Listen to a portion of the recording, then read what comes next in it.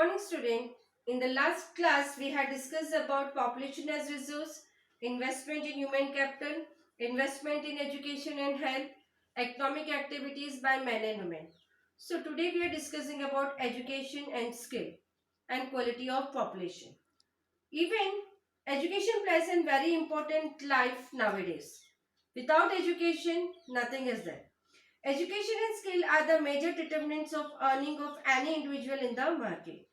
A majority of women have meager education and low skill compared to men.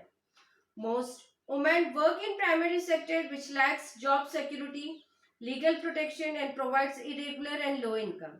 There is also absence of basic facilities like maternity leave, child care leave and other social security system. On the other hand, women with high education and skill are paid equally as men. Among the organized sector, teaching and medium attract the women most. Quality of population. Quality of population is the overall qualitative functioning of the population that signifies its social, economic and cultural growth and output. Education and health are the most important factor affecting quality of population. Let us discuss as follows. First, education. Education opens new horizons, develop life values and give rise to new aspiration. It increases the national income as well as cultural richness and efficiency of governance. Vocational education has been developed to provide skill-based education which leads to ready employment. So, education scenario in India. There is a provision made for providing universal access, recognition and quality in elementary education with a special emphasis on girls. Special school called as Navodaya Vidyalaya has been established in each district. Although government expenditure on education has increased enormously in the last few years, there are still many disparities in illiteracy. Female literacy remains much lower than male literacy all over India. Literacy among males is nearly 16.6% higher than female and it also about 16.1% higher in urban areas as compared to rural areas. There is a wide variation in literacy rates from one region of the country to another. For example, there is about 94% literacy in Kerala, but in Bihar it's only 62% literacy rate is there. So here government had taken so many steps to provide education to all. Let us discuss. Education has taken many steps towards providing elementary education to all.